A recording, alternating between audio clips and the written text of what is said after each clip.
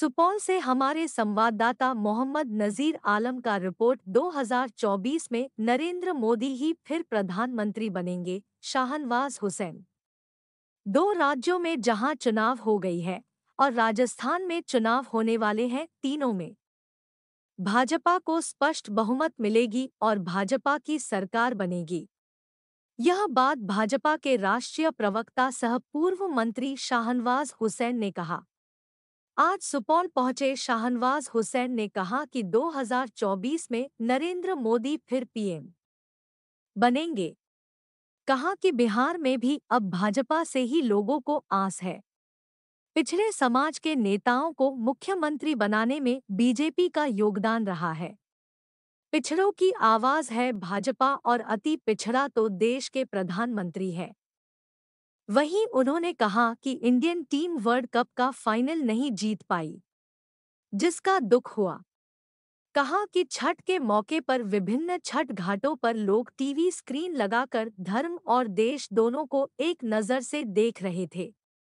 Indian team ने world cup हारी तो दुख हुआ। खैर, जो सवार होते हैं वही गिरते हैं। कोई बात नहीं, वर्ल्ड कप जीते होते तो खुशी होती। इस मौके पर जिले के कई भाजपा नेता, मधेपुरा लोकसभा प्रभारी नागेंद्र नारायण ठाकुर, सुपौल लोकसभा संयोजक निर्मल कुमार पिंटू अर्रिया, लोकसभा प्रभारी विजय शंकर चौधरी, जिला प्रवक्ता रणधीर ठाकुर, नगर परिषद अध्यक्ष राघव झा, मनोज पाठक, सत्येंद्र सिंह, पप्पू सिंह, सुनील चौधरी, मोहम्मद जहीर, जमालुद्दीन, मोहम्मद जावेद आदि शामिल हुए। आइए सुनते हैं क्या कुछ कहे हैं शाहनवाज हुसैन, भाजपा राष्ट्रीय प्रवक्ता। टीम वर्ल्ड कप का फाइनल नहीं जीत पाई, तो छठ का तो जहाँ जहाँ घाट पे छठ हो रहा था वहीं पे स्क्रीन लगी थी। तो लोग धर्म और देश दोनों को एक नज़र से देख रहे थे, लेकिन दुख हुआ। लेकिन चलिए, गिरते हैं शहसवार ही मैदान जंग में, वो तिफल क्या गिरे जो घुटनों के बल चले। तो जो शहसवार होते हैं वही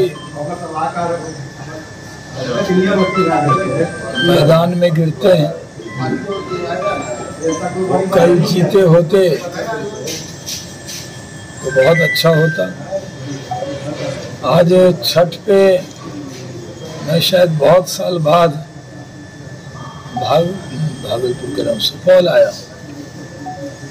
पिछले 18 साल से तो मैं छठ का पर्व भागलपुर में ही करता हूँ, क्योंकि गंगा जी वहीं बहती हैं, उत्तर वाहिनी गंगा भी है। उसके तट पर लाखों लोग होते हैं और मैं 4 दिवसीय दौरे पे सुपौल भागलपुर में था। आज सुपौल में हमारे पीएस हैं सरोज मेहता, उनके पिताजी का देहांत हुआ जगदीशपुर में, तो मैं वहाँ जाऊँगा यहाँ से। और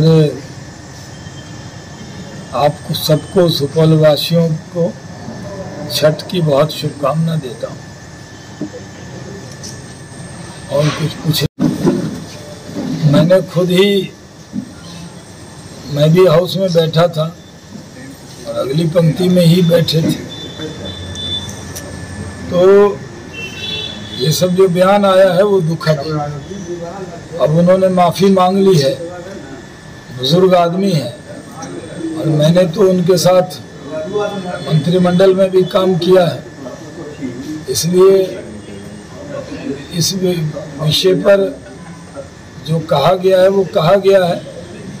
वो बुजुर्ग हैं, मतलब हमसे बड़े हैं, तो इससे ज़्यादा और क्या कहा जा सकता है। ऐसे बयानों से उनको बचना चाहिए। राजनीति में तू तरह का कोई स्थान नहीं। जीतन राम मांझी भी दलित समाज के नेता हैं, मुख्यमंत्री बनाया तो बीजेपी ने भी तो नीतीश जी को मुख्यमंत्री बनाया था, ज़्यादा सीट रहते हुए भी पहली बार। तो जब व्यक्ति मुख्यमंत्री हो जाता है तो उसकी प्रतिष्ठा तो रहनी चाहिए। खासकर जो दलित समाज में इस बयान को लेकर बहुत नाराज है। और जीतन राम मांझी जी तो उम्र में भी बहुत बड़े हैं, अनुभव में भी बड़े हैं, सिर्फ दलित समाज के हैं इसलिए डांट दिया जाए ये अच्छा नहीं। जो अभी 2 राज्य में वोटिंग हो गई है, राजस्थान में होने वाली है, ये तीनों राज्य में भारतीय जनता पार्टी स्पष्ट बहुमत प्राप्त करेगी। हम सरकार बनाएंगे। तेलंगाना में भी हम मजबूत तिकोनी लड़ाई स्थापित किए हुए हैं। 2024 में नरेंद्र मोदी फिर प्रधानमंत्री बनेंगे और इन सब राज्य में हमारी सरकार फिर बनेगी। देश नरेंद्र मोदी के नेतृत्व में तरक्की कर रहा है और लोकसभा के आने वाले चुनाव में पिछली बार 0 पर राजद आउट हो गया था मोदी जी के नेतृत्व में। इस बार भी 0 पर वो आउट होगा, ऐसा पूरा संभावना लगता है। क्योंकि जिस तरह की आज के हालात हैं, बिहार में अब सारी उम्मीद भारतीय जनता पार्टी से। जातीय जनगणना का हमने सपोर्ट किया और जो 75% आरक्षण हुआ है उसका भी बीजेपी ने खुले मन से सपोर्ट किया। हम लोगों ने मांग भी की दोनों हाउस में और बीजेपी के सहयोग से ये पास हुआ। पिछड़े समाज के नेताओं को मुख्यमंत्री बनाने में सबसे बड़ा रोल भारतीय जनता पार्टी का रहा है। कर्पूरी ठाकुर जी भी जब मुख्यमंत्री बने तो बीजेपी के सहयोग से बने थे। कैलाशपति मिश्रा हमारे स्वर्गीय नेता वित्त मंत्री बने थे। लालू यादव भी 89 में मुख्यमंत्री बने तो भारतीय जनता पार्टी के सहयोग से बने और नीतीश कुमार जी भी मुख्यमंत्री बने तब बीजेपी के सहयोग से बने। इसलिए पिछड़े समाज के सबसे ज़्यादा सांसद भारतीय जनता पार्टी में है, सबसे ज़्यादा विधायक हमारे यहाँ है और भारतीय जनता पार्टी में नरेंद्र मोदी जी की सरकार ने 27 पिछड़ी जाति के नेता को भारत सरकार में मंत्री बनाया है। इसलिए पिछड़ों की आवाज़ है भारतीय जनता पार्टी। और अति पिछड़ा तो देश के प्रधानमंत्री जो तेली समाज से आते हैं वो आज देश के प्रधानमंत्री।